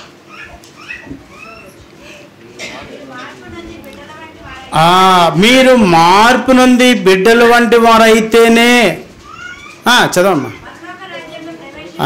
మీరు మార్పు నుండి ఏం కావాలి? ఇప్పుడు బిడ్డలు వంటి. ఈ బిడ్డలు వంటి వాళ్ళు కాబట్టి రొట్టెలు నేనే ఇస్తానంటారు. ఏమంటారు? రొట్టెలు ఏం చేస్తారు? మీ తెలియదులేనా మా మందిరం వాళ్ళ సంగతి, నీకెందుకు? మేమేస్తాం పొయ్యి నేరుగా, మేమే చేస్తాం. ఎందుకని? వాళ్ళు ఎట్ట చేస్తారు నాకు తెలుసు కదా. శిష్యుల సంగతి అందరికీ తెలుసు, ఈ పిల్లవాడికి కూడా తెలుసు. ఏమని? ఇస్తే ఇస్తాడని, ఇస్తే తింటాడని తెలియదు, ఇస్తే ఇస్తారని తెలుసు. కాబట్టి మనం కూడా మార్పునంత ఎలా తయారవ్వాలి? మళ్ళీ చిన్న బిడ్డలు అంటున్నారు మీరు. బిడ్డలే. మీరు చిన్న బిడ్డలు పెద్ద బిడ్డలు వద్దు, మీరు బిడ్డల్లాగా ఉండాలంతే. ఆ బిడ్డ అనే ఆ పదం వాడడంలో ఉన్న ఉద్దేశం ఏంటంటే, వీళ్ళు పెద్దోళ్ళు అయినరు చిన్నోళ్ళు అయిన కాదు, తల్లికి ఎప్పుడు కూడా బిడ్డే అంతే. ఇంకా అది చిన్న బిడ్డ పెద్ద బిడ్డ కాదు. ఆమెకు 60 వస్తే వీడికి 40 వస్తాయి. 40 వచ్చినంత మాత్రాన పెద్దోడు అంటదా బిడ్డ అంటదా? బిడ్డే. వయసుతో సంబంధం లేదు. ఎవరికి? తల్లికి తండ్రికి, మిగతా వాళ్ళకి వయసుతో సంబంధం. ఎవరి వాడికి ఎంత వచ్చింది అంత వచ్చింది అనేది ఊళ్ళో వాళ్ళు అంటారు. వీళ్ళు ఏమంటారు? ఎప్పుడు బిడ్డలే వాళ్ళకి. వాళ్ళు చిన్న బిడ్డ పెద్ద బిడ్డ అని కాదు, బిడ్డే. అదే అందుకని మార్పు నుండి ఎలా తయారవ్వాలి? గట్టనే ఉండాలా. అది చిన్న బిడ్డ పెద్ద బిడ్డ కాదు. అసలు ఆ పదం మర్చిపోండి మీరు. చిన్న అని ఇప్పుడు 2 సార్లు అన్నారు అదే మాట. అసలు అనకండి. బిడ్డల వంటి వారు దైవజనుడి దగ్గర, ఎలియా దగ్గర, ఎలీషా శిష్యునిగా ఉన్న ఆ సందర్భంలో మొట్టమొదటి స్థానం ఏలియాకి సారెపత విధవరాలు ఇచ్చిన స్థానం. తర్వాత చెప్పిన మాట వినడంలో ఎలీషాకి నయమాను ఇచ్చిన చూపించిన విధేయత చాలా అవసరం. మనం కూడా మన జీవితంలో ప్రతిదినం గురువుగా, ఆ దైవజనుడిగా మనం గుర్తించిన అన్ని సందర్భాలలో శిష్యులముగా, లేకపోతే మనం ఏ విధంగా మనం అందుకే అన్నాడు నీతిమంతునికి. ఇక్కడ ఒక మాట ఏమందంటే, మీరు ఎదుటి వాళ్ళని మీరు ఎలా అనుకుంటారో, పరిశుద్ధుడంటే పరిశుద్ధిని ఫలము, నీతిమంతుడైతే మనం ఎలా అనుకుంటే అలాంటి ఫలమే వస్తుంది మనకి. అందుకని దైవజనుడు అనే విషయాన్ని మనం గుర్తిస్తే మన కుటుంబాలు ఆశీర్వదించబడతాయి. దీంట్లో నేర్చుకునే పాఠం ఏంటంటే, గురువు శిష్యుడు, శిష్యురాలు శిష్యుడు. ఇక్కడ గురువినియా ఏమనాలి? గురువు అంటే మగవాళ్ళు అనుకోండి, ఆడవాళ్ళని ఏమంటారు చెప్పండి? ఆమె కూడా గురువేనా? కనుక్కోండి ఒకసారి. నేను చెప్పేస్తే మళ్ళీ ఇబ్బంది అయితే. ఇప్పుడు మనం గురు శిష్యుల మధ్య ఉండే సంబంధం ఏదైతే ఉందో, దైవజనులతో మనం కూడా అటువంటి సంబంధం, ఏలియాతో ఎలీషాకు ఉన్న సంబంధం ఎటువంటిదో మనం కూడా అటువంటి సంబంధం కలిగి ఉంటే, ఏలియా కలిగిన ఆత్మలో 2 అంతలు ఎలీషా పొందినట్టుగా దైవజనుని మనం ఏ విధానంలో మనము స్వీకరిస్తున్నామో అదే విధానంలో మనము కూడా అంతకంటే రెట్టింపు మేలు పొందుతాం. దాని కొరకు మనం చెల్లించాల్సిన క్రైమ్ ఏంటి అంటే, ఆ మొదటిది మీకు మీ ఇద్దరు కలుపుకొని వండుకొని తినాలి అంటే ముందు ఎవరికి తినాలి? నేను తినాలి, నాకు పెట్టండి. మీరు ఏంది నీకు పెట్టేది? మాకే లేదంటే పొద్దాక పెట్టి ఏంది పెట్టేది నీకు? ఏమన్నా చిన్న తెచ్చిపెట్టేది? నివారణ లేదు. అడుగు, నేను ఈ పని చెయ్యాలి, ఈ పని చేయడానికి నీవు నన్ను బలపరచండి. తగిన సమయంలో దేవుడు ఆ కార్యం చేస్తాడు. ఆ కార్యము చేసేంత వరకు ఏలియా ఎంతసేపటికి తెచ్చిందామో తెలియదు, కానీ తెచ్చిందాక ఏం చేస్తున్నాడు? సింధులేస్తూనే ఉన్నాడు. ఎందుకు? ఏది పోయిన పాఠం ఎందుకు రాలేదు? ఆమెమో మా పిల్లోడికి చేసుకోకుండా నాకు చేసుకొని తడతనే ఉంది. ఏంటిది? రొట్టె తడతా ఉంది. ఏమని? నేను చేసుకుందాం అనుకున్నాను, నా పిల్లోడు చేసుకుందాం అనుకున్నాను. ఏం చేస్తాం? ఏలియా చెప్పాడు అని ఏం చేస్తుంది? తడుతుంది, కానీ చేయడానికి తీసుకెళ్ళడానికి ఏమి రావట్లేదు. వస్తుంది కానీ తీసుకెళ్లకుండా ఏం చేయలేదు. కారణం ఏంటంటే, పూర్తిగా తినాలంటే ఆ రొట్టె ఇచ్చిన రొట్టెది కూడా ఇక్కడ ఏం కావాలి? భర్తీ కావాలా? పిండి ఏం కావాలి? చేసిన రొట్టెలో ఎంత పిండి అక్కడ ఇస్తుందో అంత పిండి వీళ్ళిద్దరు తినడానికి ఏం కావాలి? ఆ పిండి భర్తీ కావాలి. అందుకని ఒకేసారి చేయడానికి లేదు. ఇది గమనించాలి. ఒకేసారి చేస్తే నాకు నా పిల్లోడికి ఏ లేకని చేయడానికి లేదు. అక్కడ చేస్తే రొట్టెలు ఏమవుతాయి? వాటా ప్రకారం తగ్గుతాయి. అందుకని ఇది సపరేట్గా చేయాలా. ఈ రొట్టె ఏం చేయాలి? చేస్తే ఆ మిగిలింది మళ్ళీ వీళ్ళిద్దరికి సరిపడే పిండి ఉంటుంది అక్కడ, వీళ్ళిద్దరికి సరిపడా నూనె ఉంటుంది. వీళ్ళిద్దరు అలా కాకుండా ముగ్గురికి ఒకేసారి చేస్తాయి. పొద్దుగులు ఈ పనులు చేయలాగా అల్లాడుతున్నాను చెప్పింది చెప్పి ఏంటిది మాకు ఇది అనుకుందనుకో, ఏముండదు ఆ పూట. అందుకని చెప్పింది నేరు చెప్పింది ఎందుకు అంటే, మీరు ఈ ఒక్క అప్పం కోసం చూస్తున్నావు కానీ ముందుండే ఎంతటి కోసం చూడలేదు. 3 సంవత్సరాల 6 నెలలు చూడటంలా నువ్వు ఈ పూట రొట్టె కోసం చూస్తున్నావు. కానీ నువ్వు పోషించబడాల్సింది ఎంతకాలం? 3 సంవత్సరాల 6 నెలలు కరువు ఉన్నంత కాలం నువ్వు పోషించబడాలంటే నాకేం చేయాలి? చిన్న అంతే. నిన్ను పోషించడానికి నేనేం కోరుకుంటున్నాను? చిన్న. దీంతో ఆయన ఆకలంతా తీరిపోద్దా? తీరిద్దా? తీరదు. చెప్పిన మాట చేయమన్నాడు అంతవరకే. ఇది తీరకపోగా ఈయనను తీర్చేవాళ్ళు వేరే వాళ్ళు. ఈయన తీర్చేవాళ్ళు ఎవరు? వేరే వాళ్ళు. ఆ తీర్చబడేది ఆడ కావుగులు తెచ్చి ఇచ్చినాయండి. ఈయనకేమో సన్నోడా కాదు. నువ్వు ఇవ్వకపోతే మాకు దేవుడు తెచ్చి ఇంకో చోటను తెస్తాడు, ఇస్తాడు ఖచ్చితంగా. కాకులు రోజు ఉదయం రొట్టె మాంసం తెస్తున్నాయంటే ఎన్ని రోజులు అయింది రొట్టెలు చేసే వాళ్ళకి? ఒకేసారి చేసి పెట్టారా? ఒకేసారి చేసి పెట్టారా రొట్టెలన్నీ? మాంసం ఒకేసారి కూర వండి పెట్టి రోజు కత్తి ఫ్రిడ్జ్లో పెట్టి పెడుతుందా? మరి ఎట్టండి? ఉదయం రొట్టెలు, సాయంత్రం రొట్టెలు, ఉదయం మాంసము, సాయంత్రం కూడా చికెన్ కాదు, అది మాంసమే. ఏంటిది? అది మాంసమే. ఉదయం కూర వండుతున్నారు, సాయంత్రం కూర వండుతున్నారు, ఉదయం రొట్టెలు చేస్తున్నారు, సాయంత్రం రొట్టెలు చేస్తున్నారు. ఎత్తి ఎవరికి ఎత్తున్నారు? తీసుకుపోయి నీకు ఏమన్నారు, నీకు ఇచ్చేసాను. నువ్వు ఎవరికి ఎత్తనావు? ఎక్కడ ఎత్తున్నావు? ఎవరు తింటున్నారు? ఆ తిన్నోడెవడు? ఎవరికి తెలియదు. చెప్పింది చేయటం వరకే. మన జీవితంలో దైవజనుడి విలువ, ఆయననే మన జీవితంలో గురువుగా మనం ఎప్పుడైతే స్వీకరిస్తామో మనం వెంటనే గురువు అనుకోగా మనం ఏమైపోతాం? శిష్యులుగా మారతాం. ఏం మారతాము? శిష్యులుగా మారితే దైవజనుడి దగ్గర మనం ఏం నేర్చుకుంటున్నాం? గురువు దగ్గర ఏం నేర్చుకుంటున్నాం అంటే, గురువు ఏమైతే ఆత్మ కలిగి ఉన్నాడో అదే ఆత్మ ఎవరి దగ్గరికి వస్తుంది? శిష్యులకు వస్తుంది. ఇప్పుడు ఈ శిష్యుడు కోరుకున్నట్టుగా మనం కూడా కోరుకోవచ్చు. బలలో చేయవేయకముందు, దేవా ఇంతవరకు నేనేమైతే చేయలేకపోయానో దైవజనుల గురించి, గురువుని గురించి, మందిరం గురించి, విశ్వాసుల గురించి, పరిశుద్ధుల గురించి, నీతిమంతుల గురించి, వీటన్నిటిని గురించి, అందుకే ఇక్కడ రాసింది ఎంతోమంది ఉన్నాను. ఇప్పుడు వాళ్ళందరితో కలుపుకోకుండా మనం ఒక్కలం ఏం చేయాలి? ఇప్పుడు ఎవరికి వాళ్ళు ఏం చేయాలి? శిష్యరికం చేయాలా? ఒకరు తెలియకుండా ఒకరు చేయాలా శిష్యరికం అంటే? ఒకరికి ఒకరు చెప్పుకొని ఉండాలనే?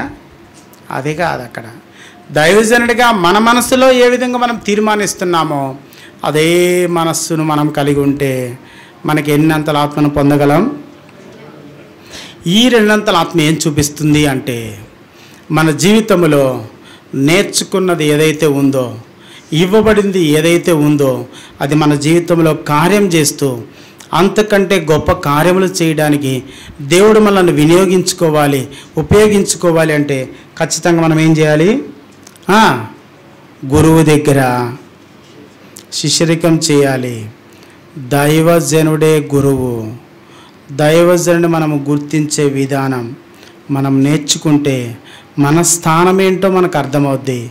ఆ స్థానం మోషే దగ్గర యెహోషువ ఎవరు? పరిచారకుడే. ఆ మోషేకి తర్వాత ఏమయ్యాడు? నేను మోషేకు తోడు, నీకు కూడా ఆ స్థానాన్ని సంపాదించుకున్నాడు. మరి కాలేబు కూడా అటువంటి ఇద్దరే కదండి చేరింది. మరి కాలేబు అనొచ్చు, యెహోషువ నేను నీతో పాటు సన్నోడేం కాదు, ఏం నిన్ను పిలిచినప్పుడు నన్ను పిలిస్తే ఏమైంది నీకు అన్నాడా?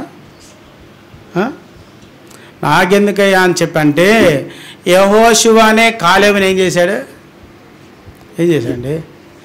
దీవించాడండి. ఎవరు? వీళ్ళిద్దరే పోయింది.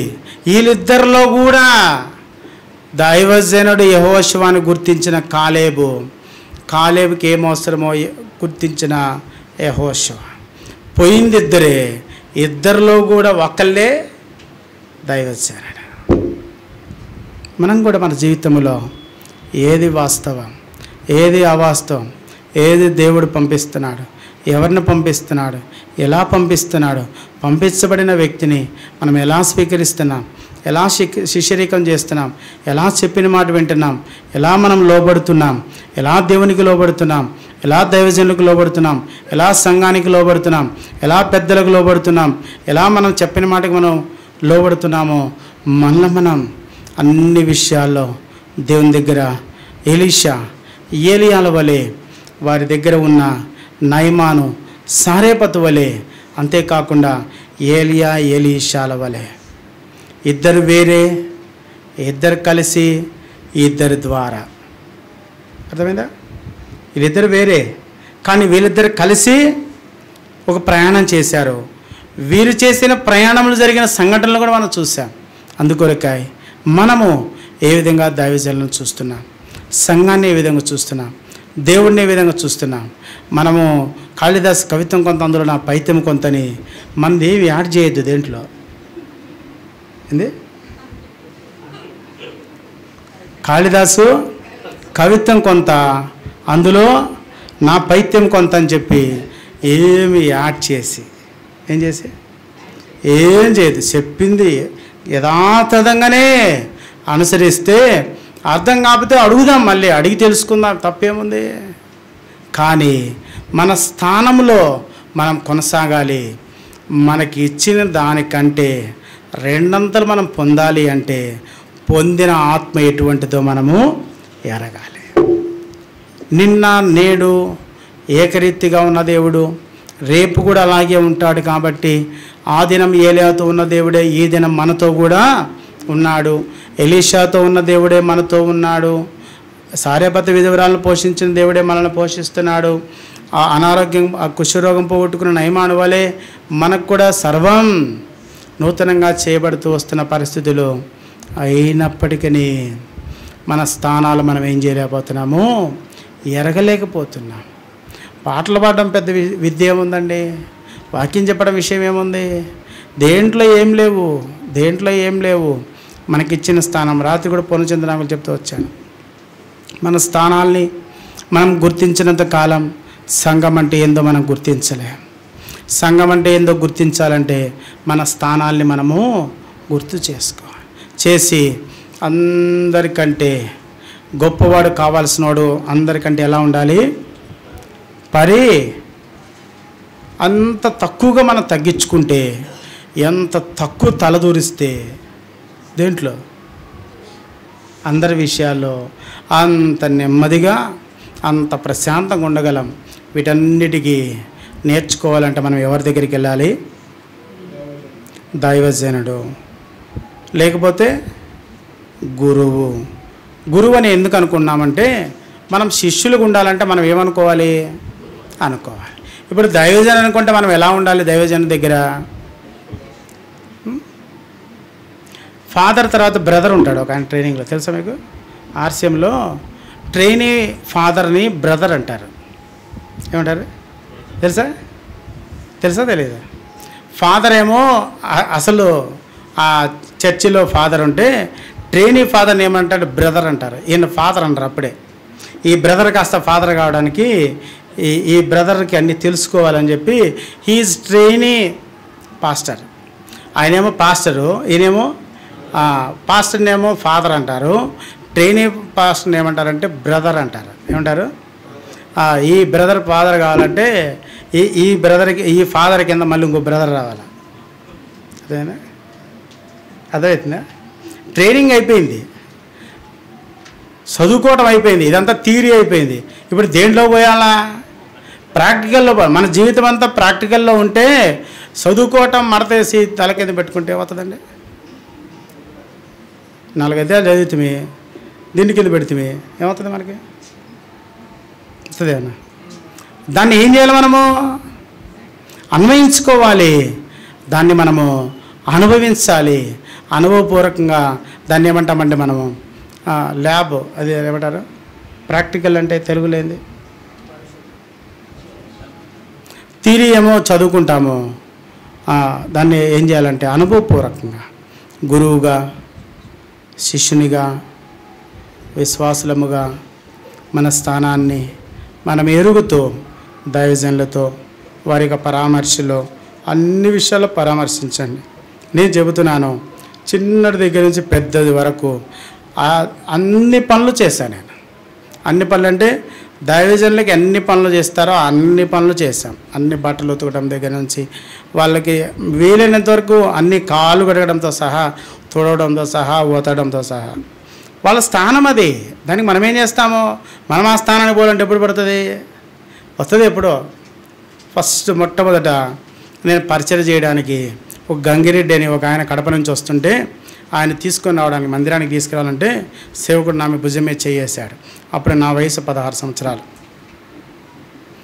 భుజమే చేసి, తమ్ముడు పరిచయం చేయటం నేర్చుకో, తర్వాత నువ్వు చేయించుకుంటావు అన్నాడు. ఏం చెప్పాడు? చేయటం నేర్చుకో, తర్వాత. నా 16 సంవత్సరాల నుంచి 20-25 వచ్చే లోపల నేను చేయించుకునే స్థానానికి వెళ్ళిపోయా. ఏ స్థానానికి? ఆ స్థానం ఎలా వెళ్ళింది అంటే, ఇక నేను చేయడం నన్ను చూశారు. ఏం చేయడం?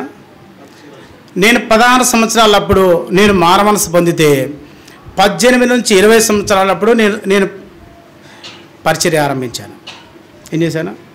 అప్పటి నుంచి దాదాపు నాకు 30 సంవత్సరాల పైన నేను వాచ్నైట్ సర్వీసులు, ఎన్ని 30 వాచ్నైట్ సర్వీసులు పైన నేను. అప్పుడు నాకు 20 సంవత్సరాలండి. ఇప్పుడు 30 వాచ్నైట్ సర్వీస్ అయితే ఎన్నైనా ఏం తెలీదు. అందరు పెద్దోళ్ళే. వెళ్ళి కూర్చుంటే తమ్ముడు అన్నీ నువ్వే అనేవాళ్ళు. వాళ్ళ పిల్లలు కూడా వచ్చిపోయి నా అంత ఉండేవాళ్ళు. అయినా కూడా ఎప్పుడు కూడా ఎవ్వరు కూడా పిలవడమే తమ్ముడు కానీ ఎన్నడూ కూడా. ఎందుకు చెప్తున్నారంటే నాకు చెప్పింది ఒకటి, చెయ్యి చేయించుకో. ఏం చెప్పారు? చెయ్యి అంతే, ఇంకా రెండు వేరేం చెప్పలేదు. నా భుజమే చేసి అంకుల్ చెప్పింది అదే. నాకు నేను చేస్తాను అనుకున్నాను. పగలు రాత్రులు తేడా లేకుండా. ఎందుకు చెప్తున్నాను ఈ మాట అంటే, మనం కూడా గురువులం కావాలంటే శిష్యరికం లేని మనకు ఏం రాదు. గురువులు కాలేము. గురువులు కాలేకుండా ఇలా మనం అర్ధాంతరంగా మిగిలిపోవటం ఎవరికి ఇష్టం లేదు. అందుకని ఆ గురుత్వం, ఆ శిష్యరికం నేర్చుకుంటాం. దైవజనుడు దేవుని యొక్క బిడ్డలముగా మనకిచ్చిన దైవజనులని, మనకిచ్చిన గురువుల్ని ప్రేమించడం, గౌరవించడం, వారి అక్కర్ల గురించి అన్నిటి గురించి మనం పరామర్శిస్తూనేస్తే ఆ గురువును మనం ఎలా ఉంచాలని కోరుకుంటామో, మనం కూడా గురువులుగా చేయనపడినప్పుడు మనకు కూడా ఏమవుతారు? శిష్యులు రావాలి. అదే ఇందా చెప్పాం కదా, గురువుగా ఉన్నవాడు శిష్యుడు గురువు చేయబడిన తర్వాత మళ్ళీ ఏమవుతారు? శిష్యుడు వచ్చేంతవరకు ఈడు గురువు కాలేడు. శిష్యుడు వచ్చేంతవరకు మనం ఎల్లప్పుడూ కూడా మన స్థానం ఏంటో మనం గుర్తెరిగితే అప్పుడు దేవుని యొక్క దృష్టిలో ఎంతో గొప్పవారముగా, శ్రేష్ఠులముగా మనం ఉపయోగపడగలం. పరలోక రాజ్యంలో ప్రవేశించడానికి మన శిష్యరికం, మన స్థానం, విశ్వాసులముగా, శిష్యులముగా మన స్థానం మనం ఎరిగితే దేవుడిచ్చే ఆత్మ, రెండంతల ఆత్మను పొంది ఆత్మ ద్వారా నడిపింపబడుతూ, ఆత్మ ద్వారా ప్రార్థన చేస్తూ, ఆత్మ ద్వారా ఆరాధన చేస్తూ, ఆత్మ ద్వారా పని చేస్తూ, ఆత్మ ద్వారా సేవ చేస్తూ, ఆత్మ ద్వారా పరిచయం చేస్తూ, ఆ విధంగా ప్రభు కొరకై ప్రభు యొక్క ఆత్మతో నింపబడి ఆ విధంగా మనము కూడా ఏలియాని ఏ విధంగా ఆరోహణమై వెళుతూ వచ్చాడో మనల్ని కూడా ఆ విధంగానే ప్రభు కొరకై జీవించిన తర్వాత ప్రభు మనల్ని కూడా తీసుకుని వెళ్ళను. ఆ విధంగా మళ్ళీ మనం సిద్ధపరచుకొని మనం బలపరచుకొని యథార్థముగా యోగ్యంగా బలలో చేవేసి, దేవా ఇంతవరకు శిష్యునిగా, ఇంతవరకు గురువుని గురించి, దైవజనుల గురించి విశ్వాసిగా ఏమి ఎరగలేకపోతున్నానో ఎరగడానికి నేర్పించండి. ఇంతవరకు తెలుసుకోలేకపోయిన దాన్ని తెలుసుకోవడానికి, ఇక మీదట నా జీవితంలో యోగ్యునిగా జీవించడానికి, శిష్యునిగా జీవించడానికి ప్రభు 12 మంది శిష్యులను ఏర్పాటు చేసుకొని, ప్రభు తర్వాత ఈ ప్రభు వెళ్ళిపోయిన తర్వాత ఈ శిష్యులు అదే పని చేయాలి అంటే ఆ శిష్యరికము ఆ విధంగా సహాయపడు. మనం కూడా ఆ విధంగా దైవజనులతో కలిసి మనం కూడా దైవజనులుగా గుర్తించి పని చేస్తూ వస్తే మనం కూడా దైవజనులుగా గుర్తించబడడానికి, దేవుని యొక్క శిష్యులుగా, దేవుని యొక్క పరిచారకులముగా, పరిచర్య చేసే వాళ్ళంగా ఆ స్థానాల్లో మనం గుర్తించుకోగలిగితే దేవుడు ఆ విధంగా మనల్ని కూడా ఉన్నతమైన స్థానంలో తీసుకుని వెళ్ళడానికి పరిశుద్ధాత్మ దేవుడు మనకు సాయం చేయను.